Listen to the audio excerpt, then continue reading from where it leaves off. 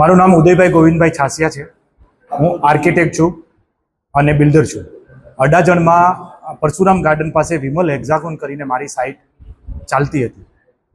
આ સાઇટમાં આ પહેલાં મેં વિમલનાથ રેસિડેન્સી, વિમલનાથ વ્યૂ મેં મારી સાઇટો બનાવેલી, જેમાં મંજીભાઈ કાનજીભાઈ લાઠિયા જે અંકલેશ્વરના છે તે ભાગીદાર હતા અને નિલેશભાઈ કાનજીભાઈ લાઠિયા અંકલેશ્વરના છે તે ભાગીદાર હતા।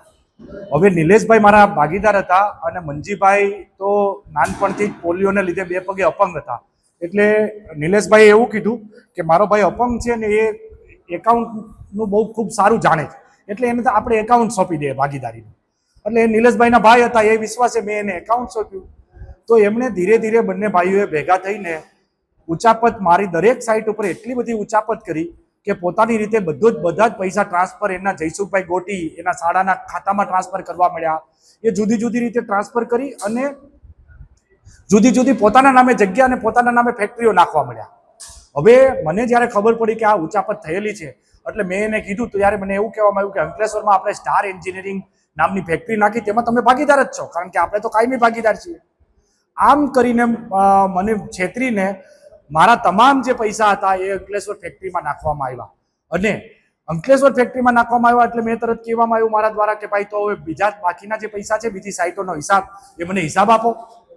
આ હિસાબ મેં માગ્યો એટલે તરત જ એ લોકોએ દીપિકાબેન કરીને એક લેડીઝને ઊભા કર્યા અને મારી ઓફિસે મોકલી અને મારી ઓફિસે ધમાલ કરવામાં આવી।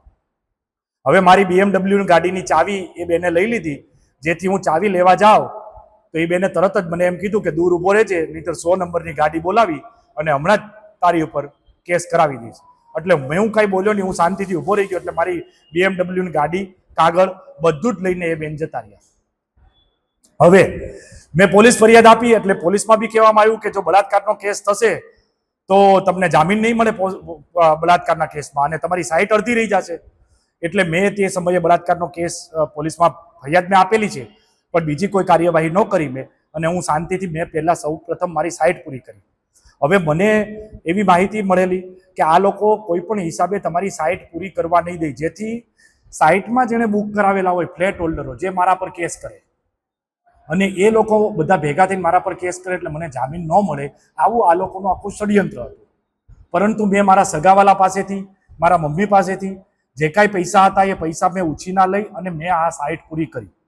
આ સાઇટ પૂરી કરીને બીયુ પરમિશન લઈને બધાને રહેવા મેં પહેલાં સૌ પ્રથમ કામ મેં એ કર્યું કે બધાને મેં રહેવા આપી દીધું। આ બધું થઈ ગયું એટલે આ લોકોએ મને કોઈ પણ રીતે હેરાન કરવા માટે ગુંડાઓ મોકલ્યા।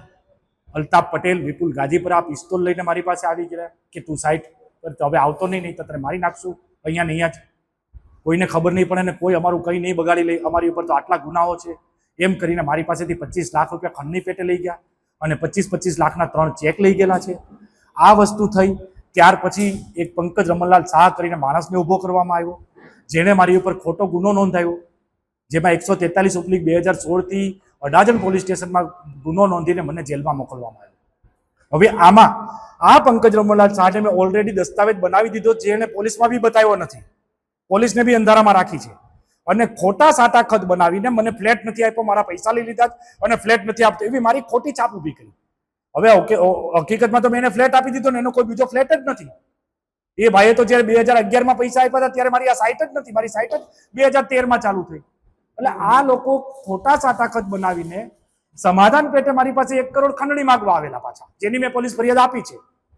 આ ખંડણી મેં નહીં આપી એટલે એ લોકોએ 1 કરોડ રૂપિયાનો મારી પર દાવો કર્યો, જે દાવો હું જીત્યો છું। એમાં સાબિત થયું છે કે એ લોકોએ જે સાટા ખત બનાવ્યા એ સાટા ખતમાં બોગસ સહીઓ કરેલી છે। કોર્ટમાં આ સાબિત થયા પછી મને હિંમત આવી અને મને ખબર પડી કે આ રીતે ખોટી સહીઓ કરીને બી આ લોકો આટલી ખોટું કામ કરે છે। ત્યાં સુધી તો મને ખબર બી નથી કે ખોટી સહી કોઈ કરે।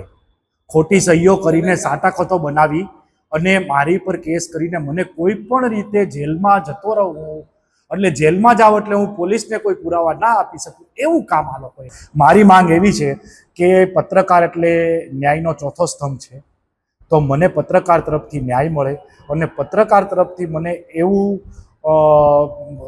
નામદાર સીપી સાહેબને કે નામદાર ડીજી સાહેબને કે નામદાર આપણા નાયબ મુખ્યમંત્રી શ્રીને આ માધ્યમ દ્વારા પહોંચાડવામાં આવે કે આમાં ન્યાય મળે એવી કાર્યવાહી કરવામાં આવે। મારી વિરુદ્ધમાં જે ખોટા ફરિયાદો દાખલ થયેલી ને ખોટી ફરિયાદો આ લોકોએ ખોટા સાટાખત બનાવેલા, એ આ ગેંગને વરઘોડો કાઢ્યો તો એમ વરઘોડો કાઢીને સમાજ સામે ઉજાગર કરવામાં આવે કે બીજા કોઈ માણસને આ રીતે હેરાન કરીને એની જિંદગી બરબાદ કરવામાં ન આવે. મારો શું વાંક હતો? હું ઇન્કમ ટેક્સ ભરતો 6 કરોડનો. દેશને મજબૂત થાય એના માટેનો હું ઇન્કમ ટેક્સ ભરતો. મારે 4 કરોડ ભરવાના થતા હું 6 કરોડ ભરતો. જંત્રી કરતા વધારે દસ્તાવેજ બનાવીને ઇન્કમ ટેક્સ ભરતો. એ આ લોકોને પોસાણું નહીં. મને એમ કહેવામાં આવેલું કે આટલો બધો ઇન્કમ ટેક્સ ભરે છે, અમને પૈસા આપી દે. તો આ તો દેશદ્રોહી માણસો છે. હવે તમે આ લોકો કાર્યવાહી નહીં કરો તો કોની સામે સાહેબ કાર્યવાહી કરશો?